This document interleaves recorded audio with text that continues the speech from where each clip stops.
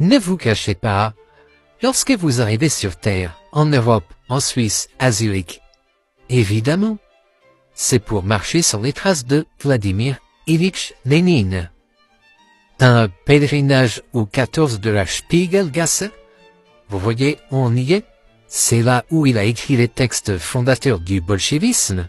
On peut même dire que c'est là qu'est né ce qui allait devenir l'Union des républiques socialistes soviétiques. Et puis, ne vous cachez toujours pas, de là, du 14 Spiegelgasse, vous accomplissez la deuxième partie du pèlerinage en descendant la rue jusqu'à son numéro 1 pour retrouver le cabaret Voltaire, Hugo Ball, son fondateur, et Amy Hennings, sa compagne. Les voici tous les deux.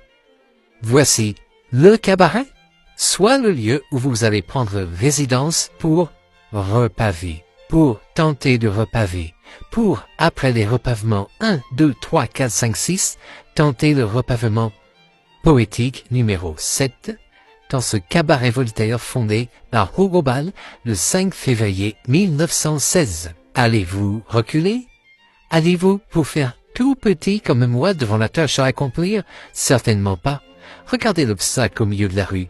C'est au contraire lui qui nous inspire ce titre de repavement poétique. Mais oui, vous vous souvenez que ce jour de février 2025, il vous a fallu le franchir. Vous n'avez pas eu peur.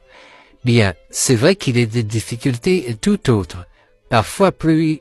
Mais, vous savez bien. En Suisse, la majorité de la population parle ce que l'on appelle le suisse allemand, Schweizerdeutsch, une langue orale bien distincte de l'allemand standard, Hochdeutsch. Vous vivez ou travaillez à Zurich, Bâle, Berne, Lucerne? Alors, vous entendrez du suisse allemand au quotidien, bien plus souvent que l'allemand standard enseigné dans les livres. Mais ça fait vraiment beaucoup de bruit, Louis. Comment tu vas faire pour travailler? Et tu dis que ça te plaît en plus, ce boucan? Attends, rappelle-toi. On était là, il y avait toi et il y avait aussi Kubo. Je m'en souviens très bien, Louis. Et même, tu nous avais dit... Oh, Kubo, écoute ça. Et toi aussi, Arthur. Je m'en souviens. Je veux laisser tomber le langage lui-même, ce sacré langage, ce langage souillé. Je veux le mot à l'extérieur de votre sphère, de votre ridicule impuissance, de votre sidérante satisfaction de vous-même, de votre radotage, attention, de votre radotage répétitif, Oui. de votre évidente stupidité. Ah, je reconnais bien. C'est Hugo Ball. Ah oui. Manifeste Dada.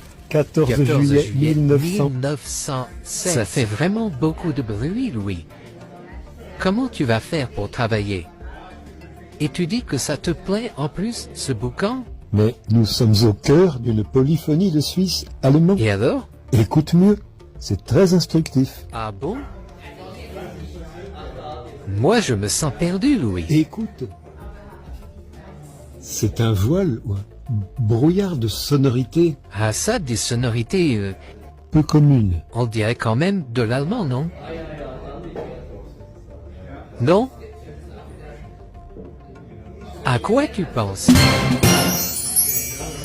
Tout un décor de mots qu'on mâche, qu'on mastique, du plafond que l'on ponce au plancher qu'on mastique, quelques noix de cerveau qu'un dico décortique, mon esprit décodé devant ce décor tic.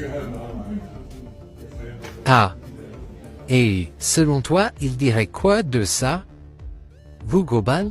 M'entendre jouer ainsi du bruit de quoi les mots sont faits l'amuserait peut-être.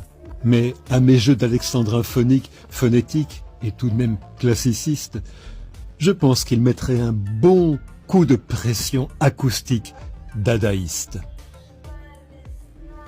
Eh ben, depuis le temps qu'on l'attend, ton repavement 7, je crois que tu feras bien de te mettre un coup de pression à toi-même, Louis, avant que Hugo Ball ne vienne te botter.